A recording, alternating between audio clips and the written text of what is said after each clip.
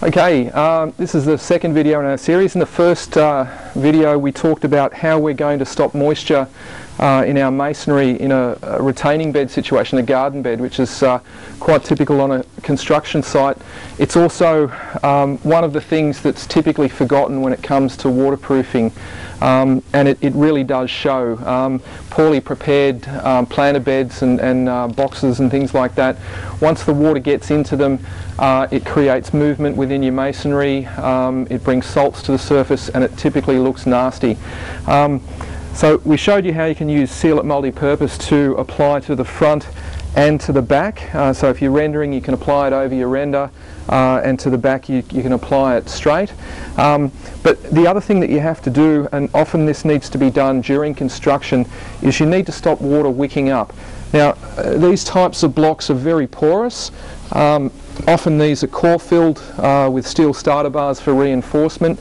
Now on a house edge or a slab edge you'd typically have a damp course sheet. Now the damp course sheet is something that's laid down, it stops the moisture travelling up. Unfortunately, when these sorts of things are built, whether it be barbecues, front fences, planter boxes, often the brickie goes straight through from the footings, pours the footings through, puts the bricks on top, and builds this without any consideration for how you're going to stop moisture coming up through the middle. I'll show you a product today. This is our membrane Dampcourse, a product that can be used to actually stop moisture. Now this is a clear drying membrane. It's actually suitable for use on face bricks. In fact, that's why we've designed it. When you've got a face brick feature like a barbecue or front fence, you don't want a big black line showing through the front of it. So this allows you to create a waterproof barrier that won't be seen without losing any bond strength. But I wanted to show you for purposes today how we'd actually apply the product to a brick such as this, or to the footings before you actually build this to stop moisture coming up. Now it's the same family of product. It's a very thick product though. This is a brush on, so I'll just use my glove because it's very, very sticky. You can see the product is like a paste. So it's white now, but it actually dries clear. Dries clear to form like a totally clear, flexible barrier. So what we'd do is we'd brush that on to all of the top surfaces. And what this does is it creates a barrier, and as I said, without losing any bond strength, allows you to stop the moisture travelling through. But this needs to be done at the time of construction. Now often you need to just tuck over the edge,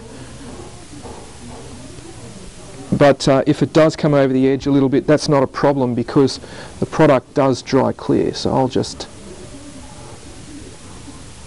come over the front.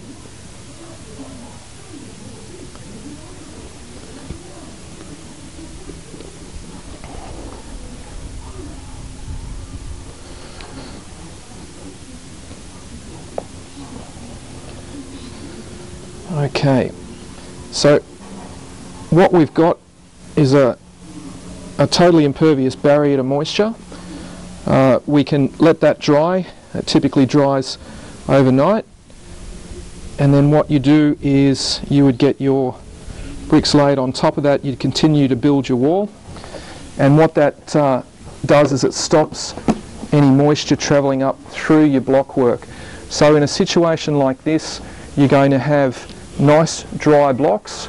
Your paint will look great, and you won't have stains, you won't have movement in your blocks, because once your blocks get wet they'll expand and contract, and that creates cracking. The cracking allows water in, you've got even more issues. So what you should be doing in this type of situation, using a product like Shalex's membrane to actually stop moisture coming up through the middle, and then applying Seal It to the front and the back, and also painting.